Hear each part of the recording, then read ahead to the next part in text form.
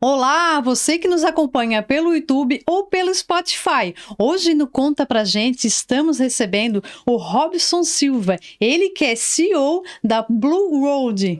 Robson, falei certo? Falou certo, sim. Obrigado, Mário, pelo convite. É um prazer enorme estar aqui, conversar um pouco sobre sustentabilidade, sobre cultura da água. Estou muito feliz. Seja Obrigado. muito bem-vindo. E agora, Robson, conta pra gente, o que é cultura da água? Bom, essa pergunta é bem interessante porque a principal frase que vem para explicar isso é que na nossa cultura hoje a gente entende muito mais de cerveja, de vinho, de café, né, de outras culturas do que a principal parte de todas elas, que é a água, né? E isso tem vários elementos, o fato de, claro, a indústria ter promovido muito mais conteúdos sobre bebidas, né, do que a essência principal, que é a água. Isso faz com que a gente tenha hoje uma civilização com pouca atenção sobre os elementos, né, importantes da preservação da água, futuro da água no planeta, uma série de coisas. Claro, tem muita gente falando, a sustentabilidade é um tema que vem ganhando espaço, né, de fala, e isso está ajudando muita gente a pensar nesse aspecto e aí mudar um pouco. Então, a cultura da água é a ideia que a nossa empresa, Blue Road, como uma empresa, uma startup, né? Aproveitando um pouquinho para falar sobre a gente é uma startup que aqui da Grande Florianópolis e que trabalha com a parte de economia de água. A gente desenvolveu uma válvula de controle de vazão de água e com a ideia de economizar água através da eliminação de desperdício de água em torneiras e chuveiros. Então, a gente tem um controlador de vazão que faz com que aquilo que é desperdício de água seja retirado e aí a gente tem uma economia de água. Nessa economia da água, aí vem vários aspectos importantes, né? Claro que o financeiro é sempre o que mais impacta a ideia das empresas pensarem nesse tipo de investimento, mas junto com ele tem uma série de aspectos de redução de impacto ambiental, né? O principal dele, o fato de, claro, preservar recurso hídrico, né? Ou seja, a ideia de ter mais água no teu reservatório, né? E aí tu vai ter uma economia financeira. E também essa parte de redução de impacto ambiental, Mari, tem um ponto bem legal aqui, que eu também como manezinho, né? A gente lembra que a gente nasceu aqui numa cidade já com alguns fatores, eu fiz 50 anos esse ano, com algumas coisas como a beira-mar já estava poluída, né? Coqueiros, uma praia maravilhosa que a minha mãe teve a oportunidade de aproveitar, mas a gente já nasceu com coqueiros poluídos, né? E isso faz com que a gente... eu nunca me questionei, faz 4 anos que eu trabalho com água, e aí foi onde eu entendi, né, que quando a gente fala de água, a gente esquece também que o lixo líquido, ou seja, a água que a gente usa, ela vira esgoto, né? E que essas praias e esses lugares estão poluídos por conta de um esgoto maltratado, né? Então, a falta de balneabilidade, por exemplo, que todo verão a gente, de certa forma, olha no noticiário, a praia tal está imprópria para banho, mas muito poucas pessoas fazem as perguntas que deveriam, né? Pô, mas por que está impróprio para banho, né? O que é o elemento? Na cultura popular, assim, a água está com coliformes fecais, ou a água está imprópria para banho, está ruim, o cheiro está ruim, enfim. Mas por trás disso tem uma série de questões ligadas ao saneamento, né? Ligadas à questão daí, quando a gente fala de cultura da água, envolve tudo isso, entender sobre a água como recurso hídrico, que o conceito de recurso hídrico é a água disponível para o consumo humano, né? E também essas questões do que a gente chama na nossa empresa de lixo líquido, né? Que é o esgoto. Ou seja, o nosso trabalho como empresa é buscar essa questão da economia da água, né? A questão da economia do recurso hídrico e vai reduzindo essa série de impactos positivos, né? Que no meio ambiente, como quando a gente gasta água, por exemplo, existe uma NBR, ou seja, um conceito, né, publicado, que em média 80% da água que a gente consome ela se transforma em esgoto.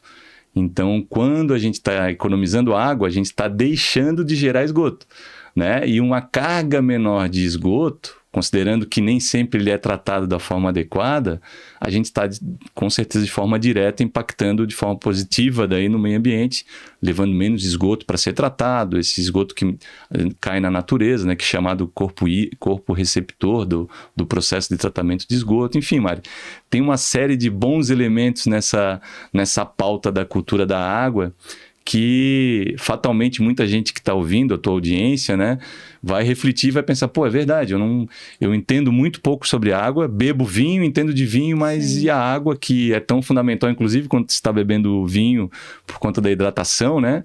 Nós, como seres humanos, somos 70% composto por água, né? E aí tem uma série de coisas que as pessoas precisam realmente se despertar para esse tema, né? Como eu disse também numa parte inicial, já vou deixar tu falar, viu, Maria? Eu já tô aqui tocando, né? Eu estou aqui bebendo minha água. Então, esse elemento de que as pessoas não entendem, enfim, faz com que tudo que foi passado até agora a gente questione muito pouco, busque o pouco conhecimento sobre isso. A água vem para a gente como um produto, e isso já é um grande erro na nossa cultura da humanidade, ou seja, a água sempre foi assim, se eu gasto, eu pago, se eu gastar mais água, eu vou pagar mais e ponto, né?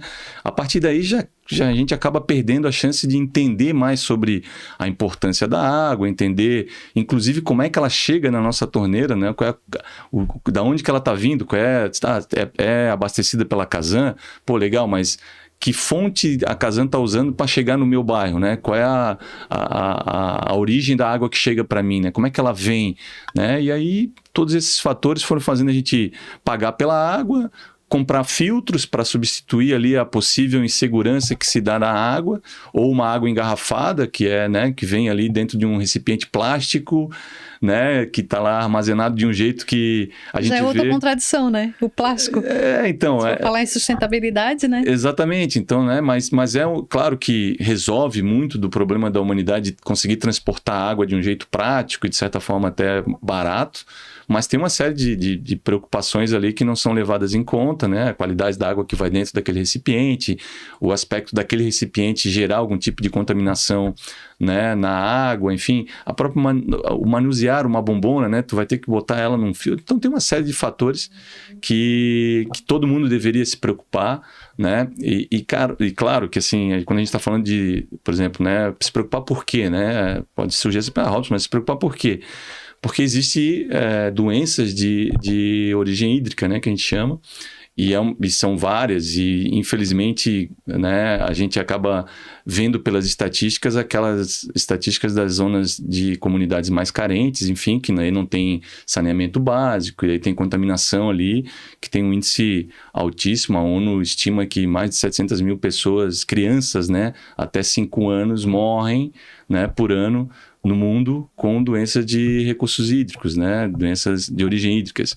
E isso, claro, sempre a gente olha assim, tá ali só na área pobre da nossa civilização, mas não, a gente tem, infelizmente, fatores que contaminam pessoas de qualquer classe social, mas que ao final desse ciclo de uma contaminação, por exemplo, né, se uma pessoa morre com algum problema de origem hídrica, mas uma pedra no rins, por exemplo, que dá um problema sério, né, de dor e etc., a pessoa não tem um diagnóstico da origem disso, e parte dessa possibilidade pode ser, né, uma água com excesso de ferro, excesso de cálcio, enfim, algum mineral que pode estar em excesso na água que tu bebe há 20, 30 anos, mas quando tu vai no médico, ele não está te perguntando, por exemplo, tu vai com uma virose no verão, fatalmente tu vai com uma virose, tu vai passando mal em qualquer pronto-socorro, vomitando, enfim, é uma virose, né, mas o médico não te pergunta, mas tu bebeu água em algum lugar que tu não é normal no teu dia a dia, tu bebeu alguma garrafa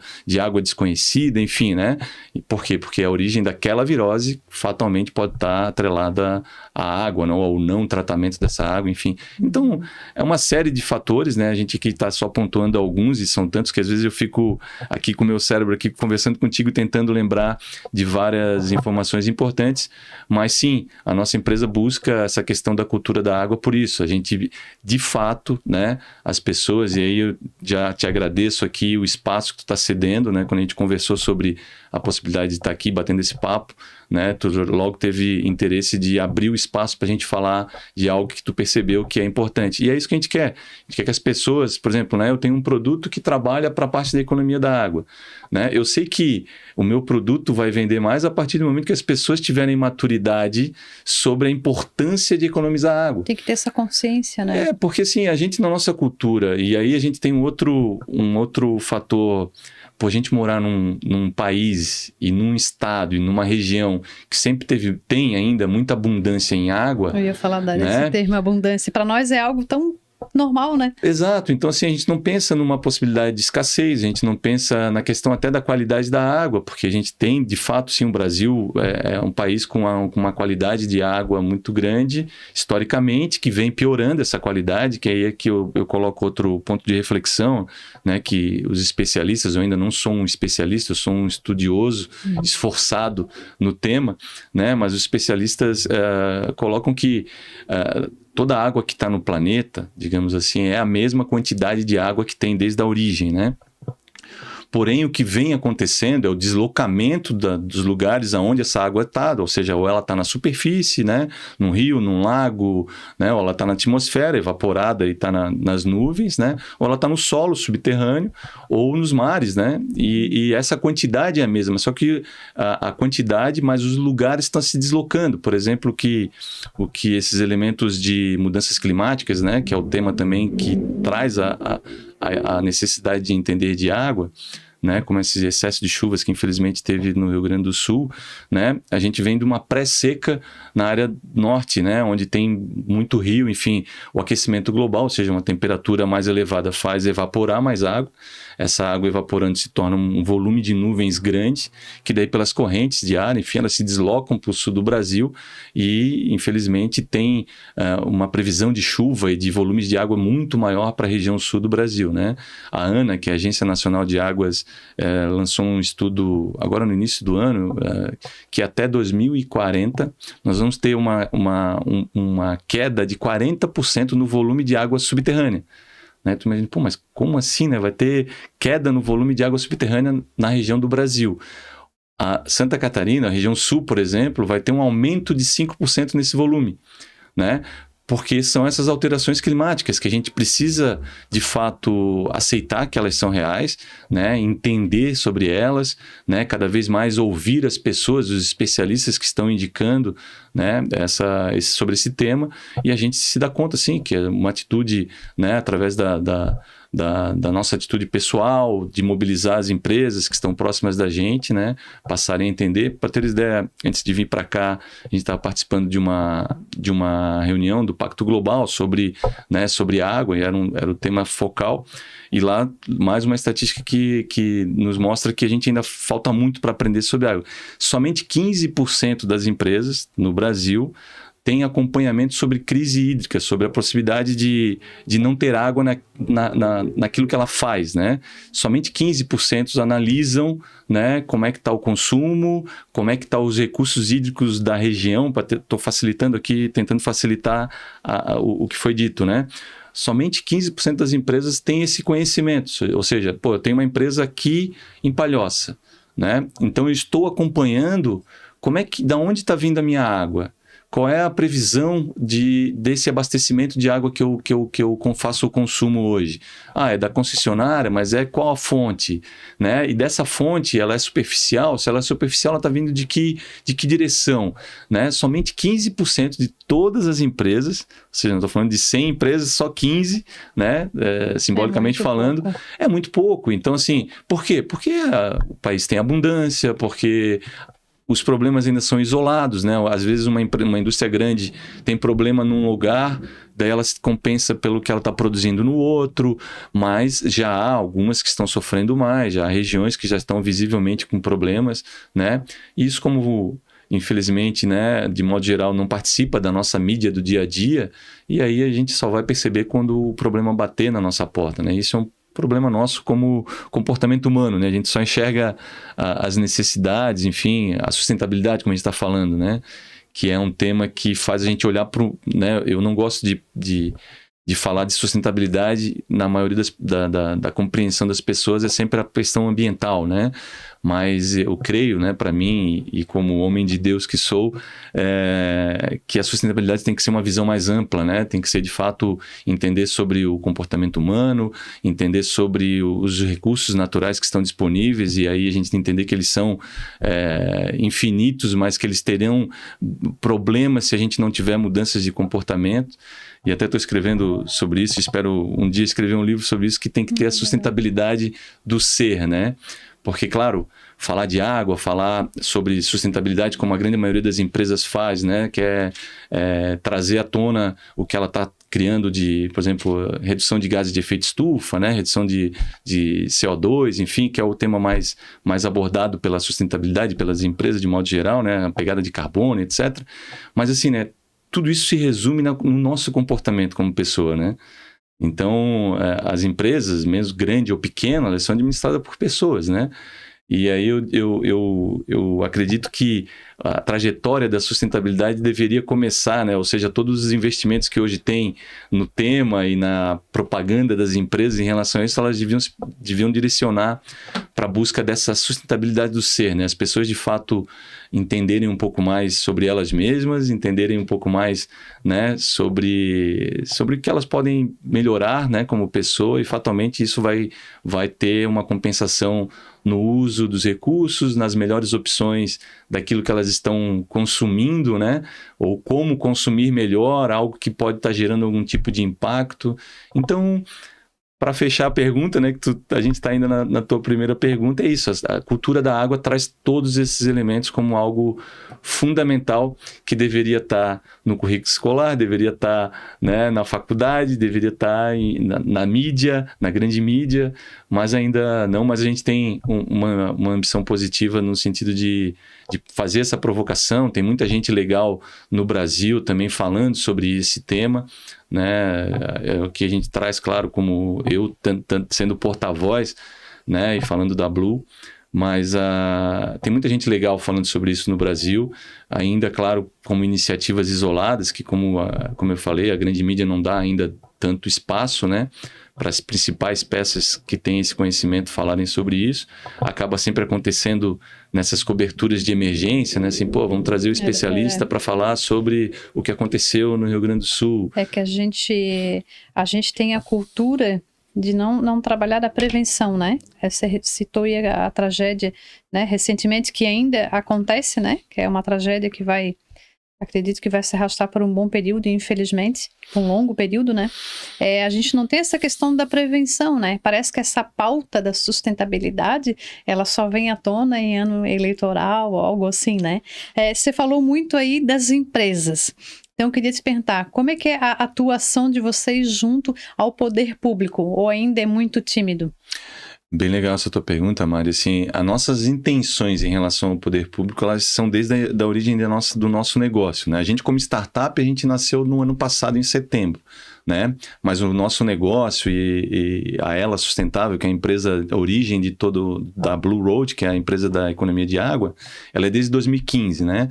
E eu estou na empresa desde 2020, né? Fiquei 20 anos trabalhando numa multinacional e daí saí para investir nessa rota da sustentabilidade. E o poder público tem que fazer parte disso tudo, né? Só que, para teres uma ideia do que eu estou te falando, a gente, por exemplo, conseguiu instalar a primeira escola municipal que a gente instalou as válvulas de economia de água foi no município de Fraiburgo. Olha só, quando a gente conseguiu ir lá para Fraiburgo e não conseguimos avançar ainda nos municípios próximos, né? E aí tem vários fatores que não vem ao caso a gente debater, mas sim, o setor público é fundamental, a gente tem provocado o setor público para olhar por essas questões, a gente tem ganhado um apoio muito grande da FEPESE, exemplo, né, que eles têm o Summit Cidades, é o terceiro ano que a gente está participando com eles. E acontece esse mês, né? Acontece esse mês, 24, 25 e 26 de junho, lá no Centro-Sul, né? O Summit Cidades, que é um grande movimento sobre sustentabilidade, sobre o pensamento de cidades inteligentes, que mobiliza grande parte do setor público nessa conversa. A gente vai ter um espaço também de fala lá, de palestra. E esse engajamento do setor público nessa questão da cultura da água que a gente citou, ele é fundamental para as mudanças, né? Claro que eu gosto também, sempre que eu tenho oportunidade, de fazer as pessoas refletirem que a gente não pode colocar toda a carga sobre o setor público, né? Que a gente sabe das ineficiências, dos problemas e etc. Mas o setor privado tem uma grande responsabilidade, até porque as grandes transformações, né, de tecnologia, de mudanças no mundo moderno, eles vêm muito mais do setor privado, né? E o setor público precisa, sim, ficar atento a essas iniciativas, essas melhorias. Só que o que dificulta a velocidade das melhorias, e aí por isso que muita coisa é feita na emergência e é feita não como prevenção, é a burocracia, né? Lamentavelmente, a gente tem, né, dentro da cadeia setor público, aí eu não estou fazendo gênero nenhum de partido, pessoas, etc., né? A necessidade, também não vou apontar problemas no sentido que dá vontade, né? Porque a gente sabe que de forma cultural, sim, a gente tem muita coisa para falar sobre isso, mas assim, é necessário ter burocracia porque é o mínimo, as mínimas barreiras que tu tem que fazer para evitar problemas, né, daquelas operações não justas, né, ou que não tem uma boa intenção dentro do setor público. Só que isso daí, quando há a boa intenção ou os bons projetos, eles pagam, né, por esse tempo de análise, de decisão, tomar decisão. Acabam sendo penalizados, né? Isso. Mas a gente sabe que é uma transição e que a gente tem que atravessar isso com muito otimismo, né? A gente acredita que o que a gente vai apresentar também nesse Summit de Cidades, né, sobre a tese de que o setor público tem uma condição muito grande de trabalhar nessa questão da economia da água, né, em áreas públicas, né, departamentos públicos administrativos, por exemplo, que essa economia de água, ela num volume, numa escala que é o tamanho, né, do setor público dentro de um estado, por exemplo, tem uma capacidade de gerar uma economia de água muito grande, e essa economia também gera a não emissão de efluente, e essa carga toda de não efluente emitido, ou seja, de não esgoto emitido, dá à gestão pública a possibilidade, por exemplo, tem um projeto de expansão de uma estação de tratamento de efluente para daqui a 2 anos, no município de Palhoça, visto que o crescimento populacional está atingindo X taxa, etc. Ou seja, tem que pensar que,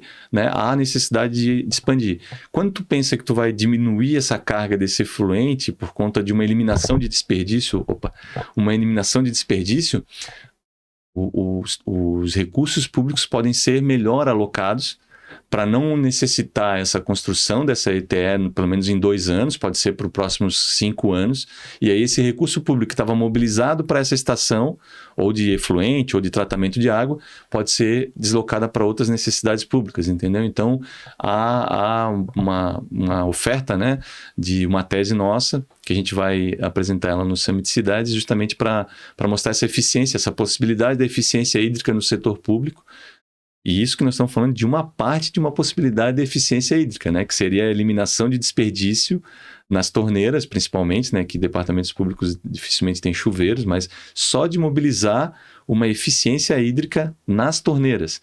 Simbolizando aqui o que é o nosso produto, Mari, para tu entender, assim, imagina que às vezes geralmente tu vai numa torneira de banheiro e quando tu abre ela chega a te molhar de tanta água que tem ali, né? Então, a gente segue um parâmetro americano da WaterSense que define que uma torneira de banheiro, ela tem que ter uma emissão de 3 a 5 litros por minuto. Menos que 3 não higieniza as mãos, e é um estudo americano que tem essa base, e mais que 5 litros por minuto naquela torneira é desperdício. A média das torneiras que a gente mede, que a gente atende, vai a 12 litros por minuto. Então, a gente tem um grande volume de água sendo desperdiçada simplesmente pelo volume que sai daquela torneira. Não é nem o modelo da torneira, porque independente se ela tem um timer ou se ela tem um dispositivo de desligar automático ali, mas o que preconiza o desperdício é o volume de água que sai naquela torneira. Claro que o chuveiro é a mesma coisa, né? A gente, como cultura, a gente está falando de cultura, a gente adora um banho demorado e um banho com muito volume de água, né? Isso faz ter também um grande desperdício de água, né? A gente tem, por exemplo, nas nossas medições, a gente consegue medir, às vezes tem chuveiros com 36 litros por minuto, que ele pode baixar para 20 litros por minuto, sendo que a recomendação pode chegar até 9 litros por minuto, um banho de qualidade, mas a gente vai a 20, a 36 litros por minuto, porque é aquela sensação daquele banho, né, que a gente culturalmente gosta, mas tem muito desperdício de água ali naquele processo. Então a gente não precisa mexer no comportamento humano, ou seja, não é que tu precisa mudar o teu comportamento e mudar o teu banho de 30 minutos para 15, né? Que é um movimento importante, né? Não estou dizendo que não precisaria, né? É importante pensar na questão do tempo do banho, mas o nosso dispositivo faz com que tu continue tomando o teu banho de 15, 20, de 30 minutos, mas com menos volume de água. Ou seja, é fazer tudo como uma indústria, por exemplo, que é os nossos principais clientes. A gente hoje ainda, o nosso produto é só para empresas que a gente vende, né? A gente ainda não vende para o B2C que chama, né? Para as pessoas privadas, enfim, pessoas privadas, essa é boa, essa ficou... as pessoas, né? Uhum. Então, para as casas. Então, essa eliminação de desperdício faz com que tu vai fazer tudo como tu faz, ou seja, não vai mexer em nada na tua indústria, mas tu vai fazer tudo com menos água, né? Pelo simples fato de eliminar o desperdício. Então, imagina a economia, né? Tem uma economia e na escala, né? Porque a gente está falando aí de uma indústria que pensa em viver mais 30, 40, 50 anos, né? Então, são esses fatores aí ligados ao setor público, que foi a tua pergunta inicial que eu já aproveitei para falar mais. Sim, é fundamental e tem muito potencial de melhoria da gestão dos recursos hídricos. Posso continuar falando, Mari? Que eu não deixo nem tu perguntar, eu vou falando, né? Você que manda. Legal. Mas, Mari, por exemplo, na questão de consumo, a grande parte do setor público não faz nem ideia de quantos metros cúbicos é consumido de água. E isso a gente pode fazer o exercício nosso de casa. Por exemplo, tu paga a tua fatura de água e fatalmente tu não olha quanto tu consome de água, tu olha quanto tu paga pela água. E, como eu estava falando, que a indústria, né, ou de modo geral, também nos leva a cometer essa... Porque lá na tua fatura, se tu for olhar, ela está em metros cúbicos. 1 metro cúbico é 1000 litros, né? Se ele tivesse que colocar em litros, era muitos zeros e tal, para acrescentar na fatura, se tomou como nomenclatura colocar em metros cúbicos. Não vou nem dizer que isso era até para que as pessoas perdessem a referência. Quantos litros de água eu consumo por mês na minha casa? Né? Quantos litros de água, né? Se eu moro em 4, se eu moro em 2 pessoas, a gente consome per capita, né? Por dia, por mês. A gente não tem essa conta. A gente se preocupa, por exemplo, minha fatura era, sei lá, R$200 e foi para 400. Alguma coisa aconteceu, um vazamento, a Casan tá me cobrando a mais. Já pensa no vazamento, né? Primeira coisa. Às vezes porque realmente pode ter acontecido, mas assim, é só nessa hora que a gente vai se dar conta assim, eu tô consumindo muita água, né? E essa água, ou às vezes acontece o inverso, a pessoa que para pensar sobre isso, ela diz assim, mas que sentido faz eu economizar, vou só eu economizar, e aí todo mundo gasta, por exemplo, num prédio, né, que tem discussões, né, de consumo quando o hidrômetro não é individual, né, que todo mundo tem que pagar a água dividida, né, do condomínio inteiro, e aí vem, mas eu vou economizar e quem vai... O vizinho tem 6 filhos, toma... Então, assim, né, isso ainda precisa amadurecer, e isso vem do amadurecimento humano, né? E bom senso também, né? O bom senso, a questão de ver, enxergar o outro, né? Eu acho que... Eu fico aqui até com vontade de falar, mas assim, né? Tá lá, Deus já escreveu tudo o comportamento humano lá na Bíblia, né? Deus não escreveu, mas todos aqueles que escreveram a direção, é a direção de Deus, né? E lá tem muita coisa que a gente pode aproveitar para o nosso comportamento humano, que vai virar em comportamento sustentável, né? Então, a gente se torna uma pessoa melhor, a gente vai observar com mais detalhe aquilo que a gente está causando de impacto, né? Seja para o outro, ao nosso lado, nossa esposa, o marido, os filhos. Né? Dar exemplo também, né? Exemplo, né? Pensar nas gerações, né? Ou seja, como é que eu vou ensinar minha filha a pensar um pouco mais sobre isso, sobre água, né? Vou fazer ela assistir e ouvir o podcast lá do Conta Pra Gente lá com a Mari e com o Robson. Com certeza. Eu me criei, né? Eu me criei ouvindo a minha mãe falar, apaga essa luz, tá pensando, eu sou sócia da Celeste, né? Tinha isso, né? E é engraçado, eu também vivi um pouco sobre essa ideia, né? E é isso, é mais da questão do gasto, né? Do gasto, mas já é um alerta de, precisamos economizar, né? E aí isso cai naquilo que a gente está falando, é mais na emergência do que na prevenção, né? E a água é muito aquela questão do recurso, é uma riqueza, né? E a gente tem que pensar não só no hoje na gente, nas gerações futuras também, né? Porque quando falta água, a gente sempre comenta assim, né? Pelo menos eu tenho esse raciocínio. Ah, faltou a luz, tu acende uma vela, né? Tu pega uma lanterna, tu acaba, né, enjambrando ali, dando jeito. Resolve de algum jeito. O Resolve celular de agora algum tem jeito. lanterna. Lanterna do celular, enfim, uma infinidade de opção. Agora a água já é mais complicado, né? Como é que tu vai tomar? Porque se não tem energia, mas tem água gelada, né? Se for no verão ainda passa, né? Sim. Agora se tu não tem água, né? Pra cozinhar, pra tomar, pra tudo, né? E essa realidade já é de alguns milhões de pessoas no planeta, já tem países sofrendo gravemente com crise hídrica, né? E o Brasil também tem regiões já, e regiões com dificuldade de abastecimento, né? Mas aquilo, Mari, como isso não toca a gente, né? E aí a gente acaba não prestando atenção, não observando, não tentando entender, não tentando prestar atenção nas empresas que estão se mobilizando para essa direção de criar alguma alternativa. E eu te diria, Mari, da importância dessa tua fala sobre pensar nas gerações futuras, que também é um propósito nosso, mas a gente sempre, quando tem oportunidade, fala, gente, temos que pensar também na nossa geração, porque assim, há 20 anos atrás, sim, a ideia já era de pensar nas gerações futuras, porque tudo que estava acontecendo na época, as projeções indicavam que talvez algo para 50, 100 anos. E infelizmente agora, com as novas estatísticas e com os acontecimentos globais, a gente já não está mais agindo pensando só nas gerações futuras, a gente está agindo para a gente pensar na nossa geração, né? Para a gente evitar situações, né, dramáticas e graves, né, do ponto de vista seja do excesso de chuvas, né? Seja da escassez, né? E às vezes o excesso, como infelizmente essa tragédia no Rio Grande do Sul acaba ensinando algumas coisas, né? O excesso de água nem sempre significa que a água vai estar boa, porque existe uma contaminação grande da água, ou seja, mesmo com muita água, vai faltar água para o consumo humano, né? E essa também é uma projeção dos analistas, ou seja, aquilo que eu falei, a quantidade de água do planeta é a mesma, porém ela vai se deslocar, e outra coisa muito grave, que ela vai piorar de qualidade. Então, a parte de água doce, que é um percentual muito pequeno da água do planeta, né, e grande parte ainda também está congelada, mas aquilo que a gente precisa para a sobrevivência, que já foi nos colocado, né, disponível, a gente está prejudicando com essa questão do efluente. O esgoto, como que tudo que a gente falou de água, pensa no seguinte, a gente nem entende da água que vem.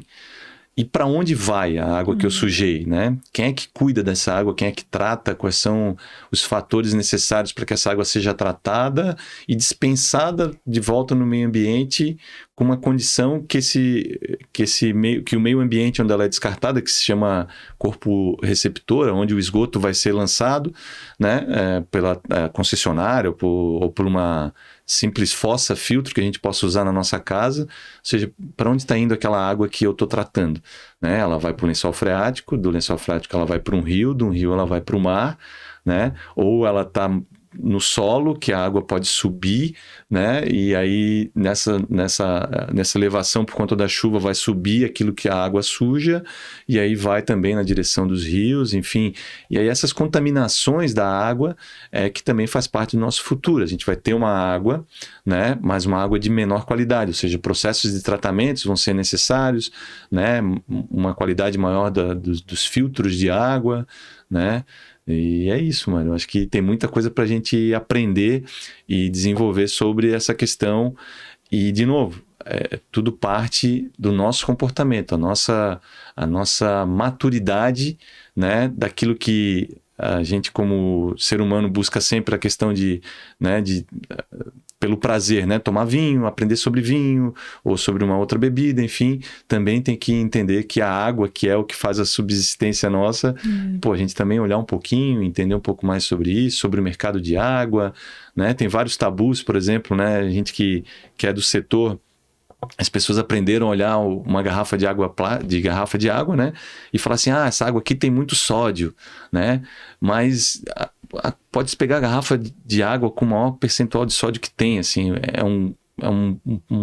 uma quantidade muito pequena. Não é uma garrafa de água com muito sódio que tu vai controlar o teu nível de sódio do teu dia. O teu excesso de sal vai estar em outras coisas e não na garrafa de água que tu está escolhendo. Mas, claro, outra coisa, o pH da água, né? As pessoas sempre aprenderam basicamente isso, olhar o sódio e olhar o pH. E o pH da água, embora seja um elemento importante da água, mas não é ele que dá a alcalinidade da água. Tem uma série de outros fatores para dar se aquela água está mais ácida ou mais alcalina. O pH é um deles. Mas a gente aprendeu por nomenclatura e por facilidade de compreender que o pH é o que vai definir se essa água aqui é boa ou é ruim. E também não é isso. A forma como ela foi armazenada e outros minerais que pode ter na água pode indicar se aquela água... Ela pode ter até um pH próximo de 8, por exemplo, e ela ser uma água com uma alcalinidade menor do que 8. Então, é bem curioso.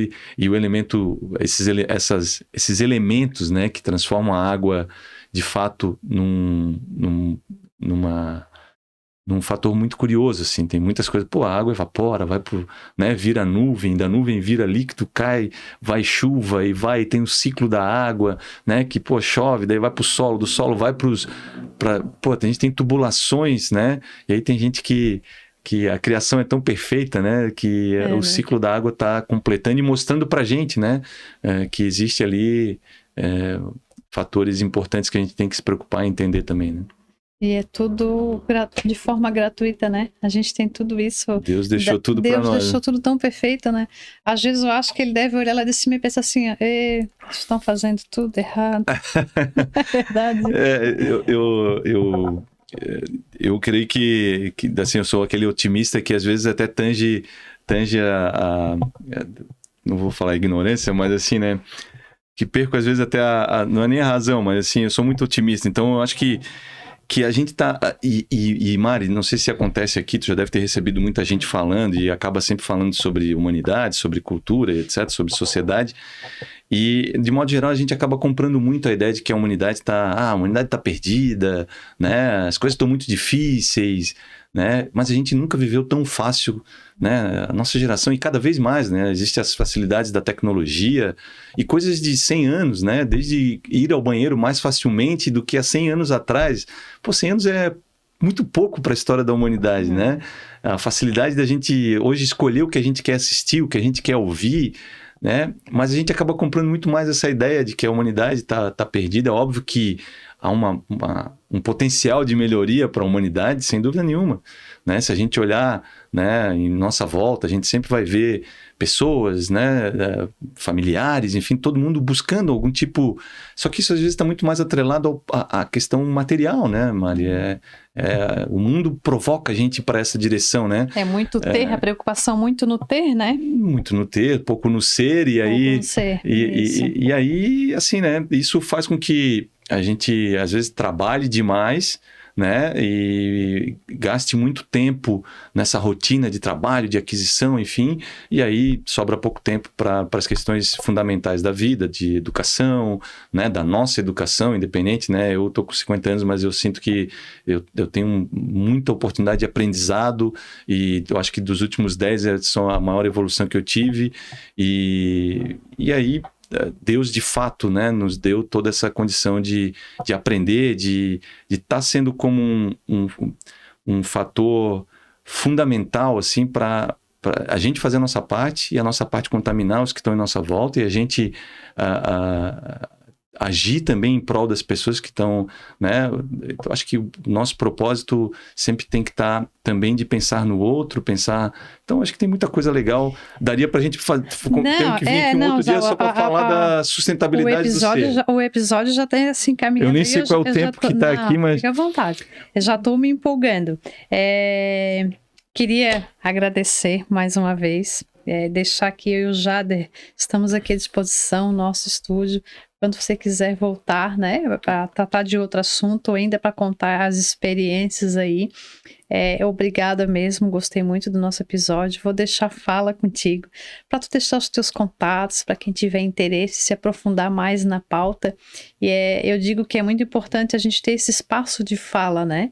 Eu tenho aprendido um monte aqui, né? Porque cada convidado que eu recebo é de uma área, Que então a gente legal. sempre acaba, né? Uhum. Aprendendo isso é muito gostoso, né? É enriquecedor, na verdade. Então, tá contigo, fica muito bem à vontade. Mais uma vez, obrigada pela tua disponibilidade. Ô, Mari, eu que agradeço o programa, desejo muita sorte, muita prosperidade para o programa e que abra cada vez mais espaço para as pessoas buscarem essa alternativa de falar sobre coisas importantes como a sustentabilidade, como a questão da água. E sim, deixar os nossos contatos, a nossa empresa, ela está vinculada ao selo Blue Road, no Instagram, @selo Blue Road, tem o site www.seloblue, de azul, né? Road de mundo.com.br, e lá tem todo o nosso conteúdo, todo o nosso propósito tá lá dentro. Eu queria aproveitar essa fala final, Mari, né? E também falar que, como eu disse aqui em algum momento da nossa conversa, tem muita gente boa pensando sobre água. Eu queria deixar aqui a indicação desse livro, O Século da Escassez. São duas, a Marúcia e a Maura, são duas pesquisadoras e jornalistas que escreveram esse livro, e tem muita coisa aqui para quem quiser se interessar por essa cultura da água, né? Aqui ela está trazendo vários alertas, várias estatísticas. Tem o Instituto Água Sustentável, que é o professor Everton Oliveira, que é um grande mestre no Brasil e pouca gente conhece, né? Mas ele é um grande mestre sobre água também. Ele tem vários programas que falam sobre água, ajuda as pessoas, inclusive os educadores que podem vir a ouvir o nosso podcast aqui, a nossa conversa. Lá tem muito conteúdo para passar para os alunos de escolas, das escolas, enfim, de várias faixas etárias. Tem muita gente legal pensando nisso. A própria T&D Sustentável, que tecnicamente é uma empresa também que se preocupa e trabalha com a parte da economia da água, através do Camilo, lá do Rio de Janeiro, uma empresa que está trabalhando muito forte também, né? A gente poderia se considerar concorrentes, mas a gente se considera parceiros porque a gente está na mesma trajetória, buscando a sustentabilidade da água, buscando que haja esse movimento de melhoria e que as pessoas, sim, se atentem para tudo que elas podem fazer. Quem está nos ouvindo, né, puder fazer essa indicação para as empresas, sensibilizou pelo tema, né? A nossa empresa tem esse produto, como eu citei aqui, de buscar a economia de água, então será um prazer atender e como eu disse também, já para ti, eu estou à disposição também para a gente voltar aqui em outro momento. Só de sustentabilidade do ser dá mais uma boa conversa aí, uma pauta bacana para tu trabalhar. Dá no mínimo Obrigado. mais uns 3 episódios, eu quase não falo, né? Mari, obrigado mesmo, viu? Que Deus abençoe querido. vocês aí e abençoe todos aqueles que estiverem ouvindo a programação do Conta Pra Gente. Robson, muito obrigado. Obrigada mais uma vez e sucesso aí. Obrigado. Obrigada, querida.